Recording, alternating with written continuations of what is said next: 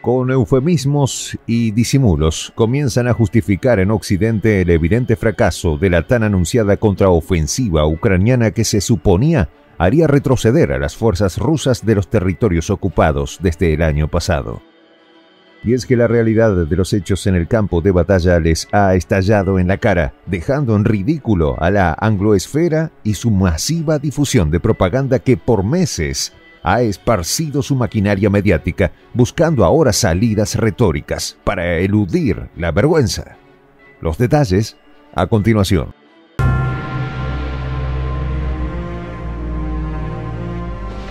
Voz de la Patria Grande.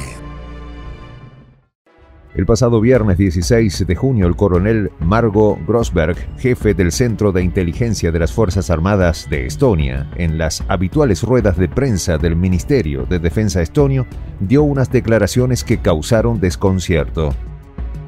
En ellas, el coronel estonio afirmó que no se observarían acciones ofensivas ucranianas en la siguiente semana, dando a suponer que la contraofensiva ucraniana se paralizaría por una semana. Sin embargo, también dio a entender que la contraofensiva aún no había comenzado en forma y que hasta ahora solo se habían visto acciones exploratorias. En un discurso un tanto confuso, señaló que las Fuerzas Armadas ucranianas estaban preparadas para continuar la primera fase de la operación ofensiva, principalmente para dar forma a las acciones, con el objetivo de encontrar puntos débiles en las posiciones defensivas rusas.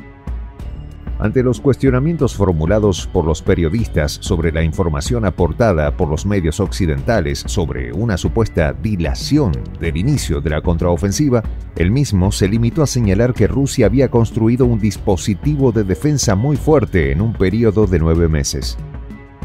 Lo cual evidencia que la línea mediática de los órganos de propaganda y desinformación occidentales, luego de 2 semanas catastróficas para las fuerzas ucranianas, es convencer a la opinión pública que la contraofensiva ni siquiera ha comenzado.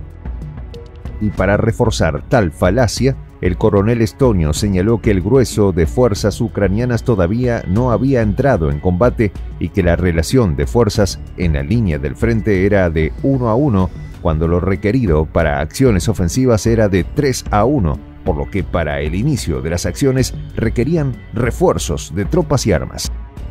Adicionalmente, Grosberg añadió otra falsedad al afirmar que las fuerzas ucranianas habían perdido mucho menos del 10% de su fuerza de combate en las supuestas operaciones exploratorias, cuando según la información obtenida directamente del campo de batalla, las pérdidas generales llegaban cerca del 20%. Es evidente que las declaraciones del jefe de la inteligencia militar estonia es simplemente una operación mediática para disimular el actual desastre militar ucraniano. En 2 semanas de iniciadas las operaciones militares, los tanques Leopard 2 y blindados Bradley, destruidos en el campo, certificaban que la contraofensiva ucraniana en efecto está en desarrollo. Dichos intentos por manipular a la opinión pública pretendiendo hacer ver que la contraofensiva no ha iniciado, se caen ante la contundencia de las imágenes y videos que desde las líneas del frente se esparcen a través de las redes sociales y algunos medios occidentales que conservan a regañadientes un sentido de objetividad. Sin embargo, esos pocos medios occidentales no ocultan su inclinación a favor del régimen extremista ucraniano y señalan eufemísticamente que la contraofensiva entra en su 3ª semana con resultados mixtos.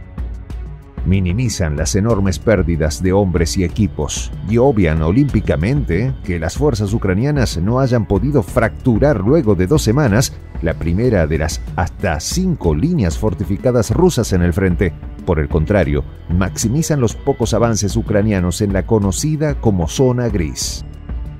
La propaganda occidental se enfoca únicamente en señalar los pocos avances ucranianos en la zona de Zaporilla, específicamente con la captura de 8 pequeñas localidades ubicadas en la llamada zona gris, que representa aproximadamente una superficie de 113 kilómetros cuadrados. Dichas localidades representaron para los ucranianos la destrucción de batallones enteros, barridos por la artillería y aviación rusa, como por ejemplo los enfrentamientos en las localidades de Orokov y Piatihatki, donde algunas unidades ucranianas desaparecieron por completo.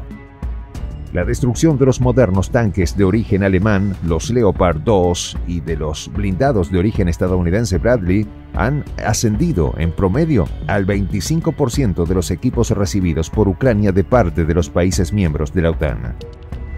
lo cual refleja objetivamente el resultado catastrófico de la contraofensiva ucraniana en materia de equipos recibidos de Occidente, a lo que debemos agregar a los soldados ucranianos caídos y dados de baja por parte de las fuerzas de la Federación Rusa, los cuales se cuentan por miles, lo cual es solo comparable con los episodios de las dos conflagraciones mundiales del siglo pasado.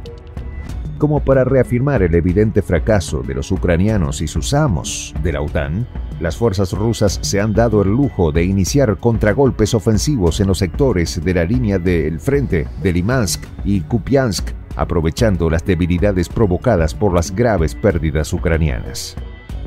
Entre tanto, el secretario general de la Alianza Atlántica, el noruego Jens Stoltenberg, en declaraciones ofrecidas el pasado 19 de junio, afirmó que las reservas de armas y municiones de Alemania y otros países de la OTAN se estaban agotando.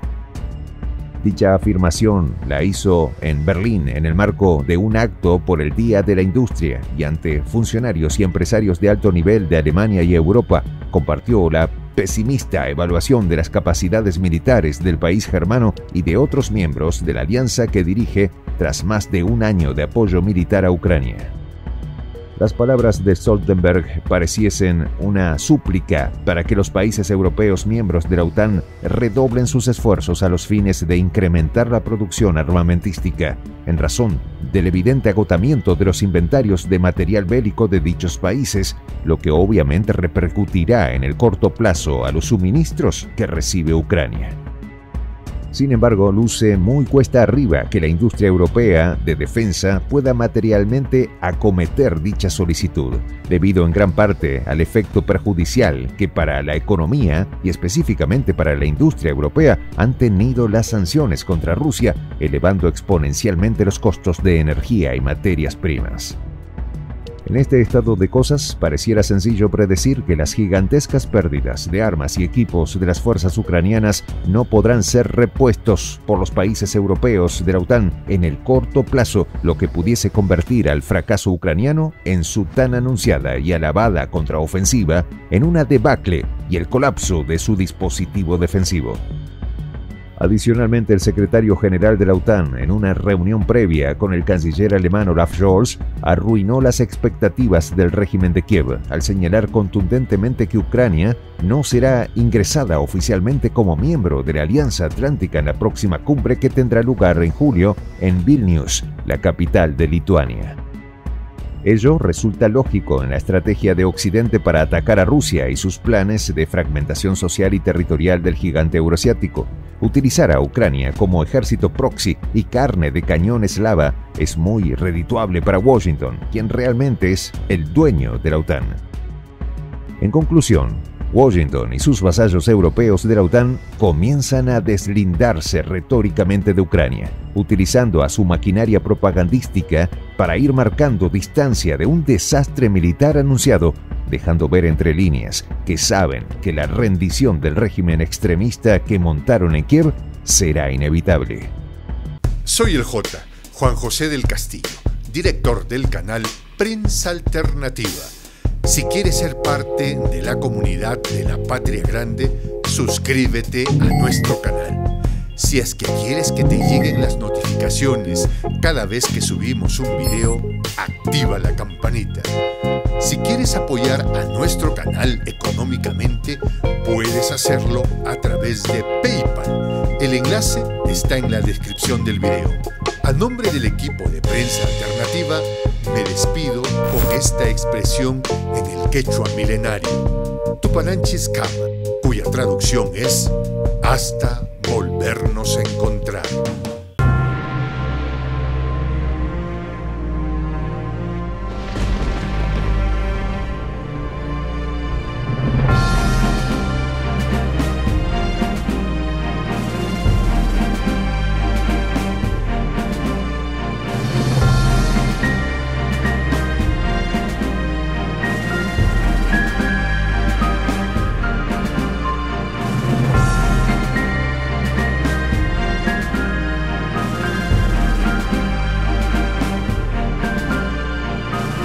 Voz de la Patria Grande.